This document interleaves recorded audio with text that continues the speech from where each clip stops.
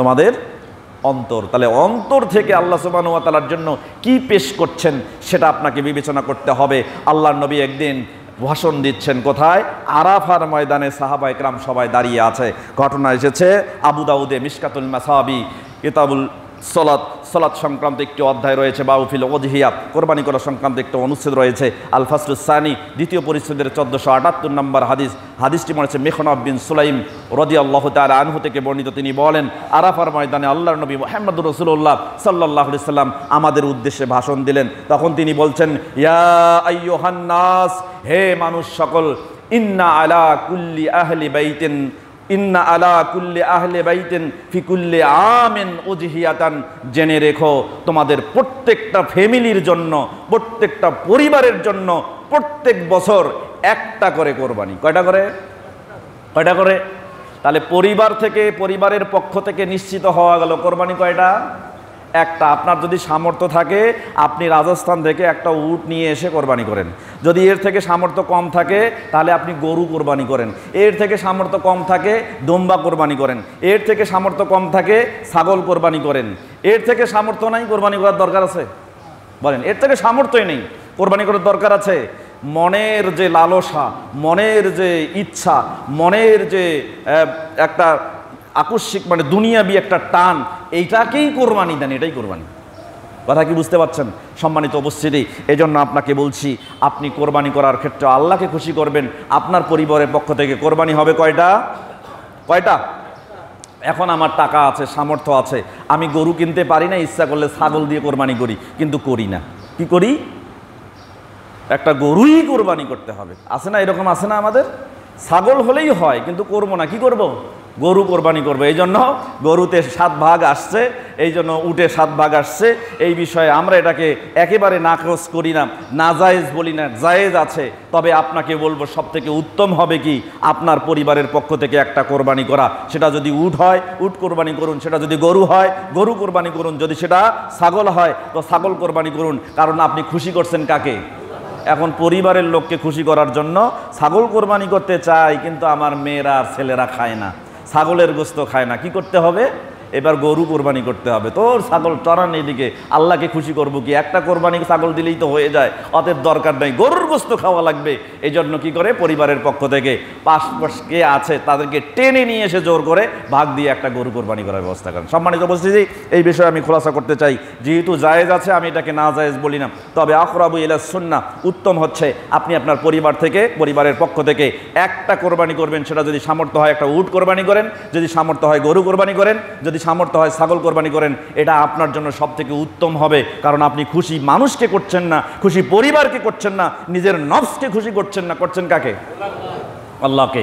সম্মানিত উপস্থিতি, আমি হাদিসগুলো একটু বিশ্লেষণ করতে চাই। সহিহ মুসলিমে হাদিস আসছে 60টি হাদিস আসছে। গরুতে 7 জন, উটে 7 জন, এই বিষয়ে হাদিস বর্ণনা করেছেন জাবির রাদিয়াল্লাহু তাআলা আনহু। যেহেতু হাদিসগুলোর সবটাই সফর কেন্দ্রিক, সফরের সাথে সংশ্লিষ্ট। এরপরে এই 7টা হাদিসের মধ্যে একটা হুদাইবিয়া সন্ধির সময়, যখন হুদাইবিয়ার সফরে ছিলেন আল্লাহর নবী মুহাম্মদ রাসূলুল্লাহ, তখন তিনি অনুমতি দিয়েছিলেন 7 জনে একটা গরু, 7 জনে একটা উট। এরপরে 6টা হাদিস পাওয়া যায় হজের সফরের ক্ষেত্রে আল্লাহর নবী মুহাম্মদ রাসূলুল্লাহ সাল্লাল্লাহু আলাইহি ওয়াসাল্লাম একটা গরু বা একটা উটের মধ্যে 7 জনকে অংশগ্রহণ করার সুযোগ দিয়েছিলেন, অনুমতি দিয়েছিলেন। তাহলে সহিহ মুসলিমের 7টা হাদিস সবগুলো সফর রিলেটেড। সহিহ বুখারীতে হাদিস পাওয়া যায় একটা, বর্ণনা করেছেন আনাস বিন মালিক রাদিয়াল্লাহু তাআলা আনহু, এই হাদিসটাও সফরের সাথে সম্পৃক্ত।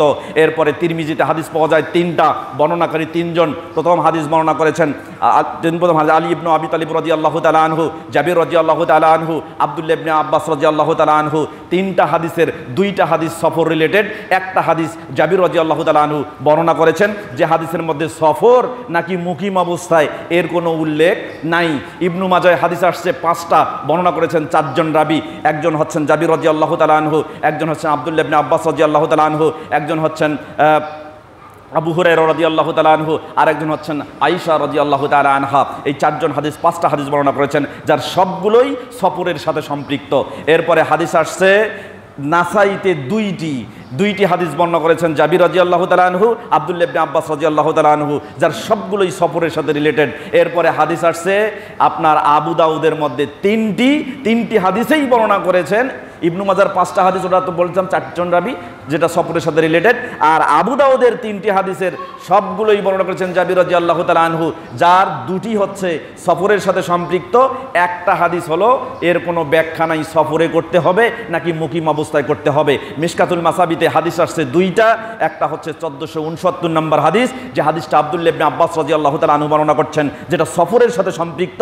আর একটা হাদিস বর্ণনা করেছেন 1458 নম্বর হাদিস, যেটা জাবির রাদিয়াল্লাহু তাআলা আনহু বর্ণনা করছেন, যে হাদিসের মধ্যে আল্লাহর নবী মুহাম্মদুর রাসূলুল্লাহ সাল্লাল্লাহু আলাইহি ওয়াসাল্লাম বলেছেন, আল বাকারাতু আন সাবআতিন ওয়াল জাজুরু আন সাবআতিন, একটা গরুতে 7 জন, একটা উটে 7 জন। এই হাদিসটা কোন অবস্থায় করতে হবে, মুসাফির অবস্থায় নাকি মুকিম অবস্থায়, এর কোনো ব্যাখ্যা নেই। এইটার উপরে ভিত্তি করে সালাফদের কিছু আলেম, সর্বশেষ উলামাউল মুতাআখিরিন মুহাক্কিক আলেম শেখ বিন বাজ রাহেমাহুল্লাহ, মুহাম্মদ ইবনে সালেহ আল উসাইমিন রাহেমাহুল্লাহ, তারাও মত দিয়েছেন যেহেতু এখানে ব্যাখ্যা নেই মুসাফির অবস্থায় করতে হবে নাকি মুকিম অবস্থায় করতে হবে, তাই এই হাদিসের উপরেই ভিত্তি করে তারা মাসাইলা ফতোয়া ইস্তেমবাদ করেছেন যে মুকিম অবস্থায়ও গরুতে 7 জন বা 7 পরিবারের পক্ষ থেকে অংশগ্রহণ করা জায়েজ। এই বিষয়ে ফতোয়া আসছে, যে ফতোয়ার মধ্যে তারপরেও তারা উত্তম বিবেচনা করেছেন যে সর্বোত্তম হচ্ছে কি উট কোরবানি করা, একজনে একটা উট কোরবানি করা। তারপরে উত্তম হলো একটা পরিবারের পক্ষ থেকে একটা গরু কোরবানি করা। তারা দলিল হিসেবে কোন দলিলটা দিয়েছেন, সহিহ বুখারীতে কিতাবুল জুমা, জুমার সালাত সংক্রান্ত একটা অধ্যায় রয়েছে, বাবু ফাদলিল জুমা, জুমার ফজিলত সংক্রান্ত একটা অনুচ্ছেদ রয়েছে। এই অনুচ্ছেদের 881 নম্বর হাদিস আবু হুরায়রা রাদিয়াল্লাহু তাআলা আনহু থেকে বর্ণিত। তিনি বলেন, রাসূল সাল্লাল্লাহু আলাইহি ওয়াসাল্লাম জুমার দিনের ফজিলত বর্ণনা করেছেন। সেই ফজিলতে আমরা দেখতে পাই আল্লাহর নবী মুহাম্মদুর রাসূলুল্লাহ সাল্লাল্লাহু আলাইহি ওয়াসাল্লাম বলেছেন, মানিকতাসালা ইয়াউমাল জুমআ গুসলাল জানাবা, কোন ব্যক্তি যদি জুমার দিনে জানাবাতে নাপাকি থেকে যেভাবে গোসল করে ঠিক সেইভাবে গোসল করে, সুম্মা রাহা, এরপর মসজিদে আসে, আল্লাহর নবী সাল্লাল্লাহু আলাইহি ওয়াসাল্লাম বলেছেন ফাকান্নামা কররাবা বাদানাতান, সে যেন একটা উট জবাই করলো। কি জবাই করলো? উট জবাই করলো। এরপর আল্লাহর নবী সাল্লাল্লাহু আলাইহি ওয়াসাল্লাম বলছেন সুম্মা রাহা ফিস সাআতিস সানিয়া, এরপর দ্বিতীয় যে ব্যক্তি আসলো ফাকান্নামা কররাবা বাকারাতান, সে যেন একটা গরু জবাই করলো। তাহলে উত্তম কি? উত্তম কি? তারপরে উত্তম কি? এরপরে আল্লাহ নবী সাল্লাল্লাহু আলাইহি ওয়াসাল্লাম বলছেন সুম্মা রাহা ফিস সাআতিস সালিসা, তৃতীয় যে ব্যক্তিটি আসলো ফাকান্নামা কররাবা কাবশান আকরানা, সেজন্য শিংওয়ালা একটা দুম্বা জবাই করলো। তাহলে 3 নম্বরে উত্তম কি হলো? তাহলে বোঝাই যাচ্ছে এই হাদিস থেকে সব থেকে গরুর উপরে উট জবাই করা হচ্ছে উত্তম, তারপরে হচ্ছে গরু জবাই করা, তারপরে হচ্ছে ছাগল জবাই করা। তাহলে আমরা অবশ্যই এই বিবেচনা করে অবশ্যই তারা বলছেন, মুহাম্মদ ইবনে সালেহ আল উসাইমিন রাহিমাহুল্লাহ ফতোয়া আল লাজনা দায়মা 11 নম্বর খণ্ডের 398 নম্বর পৃষ্ঠার মধ্যে ফতোয়া এসেছে। তিনি বলছেন যে আফদালুল আদাহি, আফদালুল আজাহি, সব থেকে উত্তম জবে হচ্ছে ওয়াল ইবলুন, উট, উট জব করা। সুম্মাল বাকারু, যদি উট সামর্থ্য না পায় এরপরে হচ্ছে বাকারু মানে গরু। যদি বাকারুটা কখন?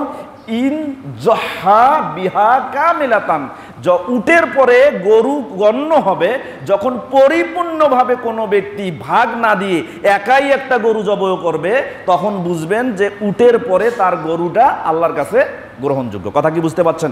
এরপরে বলছেন সুম্মাল সুম্মাদ্দন, এরপরে হচ্ছে দুম্বা, এরপরে দুম্বার পরে সুম্মাল গনাম, এরপরে হচ্ছে ছাগল, এরপরে শেষে বলছেন সুম্মা সুবউল বুদেনা। যদি এরপরে ছাগলের পরে কোনো ব্যক্তি করতে চায় তাহলে উটের 7 ভাগের 1 ভাগ, কিসের? উটের 7 ভাগের 1 ভাগ। যদি তারপরেও কোনো ব্যক্তি করতে চায় এর নিচে, সুম্মা সুবউল বাকারা, তাহলে গরুর 7 ভাগের 1 ভাগ। তাহলে বোঝা গেল সব থেকে উত্তম কোরবানি হলো কি? উত্তম কোরবানি উট, পূর্ণাঙ্গভাবে কোনো ব্যক্তি তার পরিবারের পক্ষ থেকে যদি একটা উট জবেও করে। আর সব থেকে নিম্ন মানের কোরবানি হলো কি?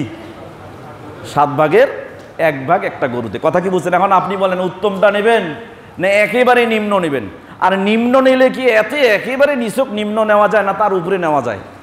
কথা বোঝেন? তাহলে বোঝা গেল গরুর উপরে আপনার উটের 7 ভাগের 1 ভাগ, তার উপরে কি? ছাগল, তার উপরে কি? ছাগল, তাহলে ছাগল নিলে মোটামুটি একটা মিডল পর্যায়ে থাকা যায়। সম্মানিত উপস্থিতি, আমি আশা করব, অনুরোধ করব, আপনি যদি আল্লাহকে খুশি করতে চান তাহলে আপনার পরিবারের পক্ষ থেকে একটা কোরবানি দেন। যেহেতু খুশি আল্লাহকে করবেন, অবশ্যই ছাগল দিয়ে কোরবানি করেন। আপনি যদি মনে করেন আপনার পরিবার ছাগলের গোশত খেতে পারে না, আল্লাহই আপনার পরিবারের গোশত খাওয়ার জন্য গরুর গোশতের ব্যবস্থা করে দেবে।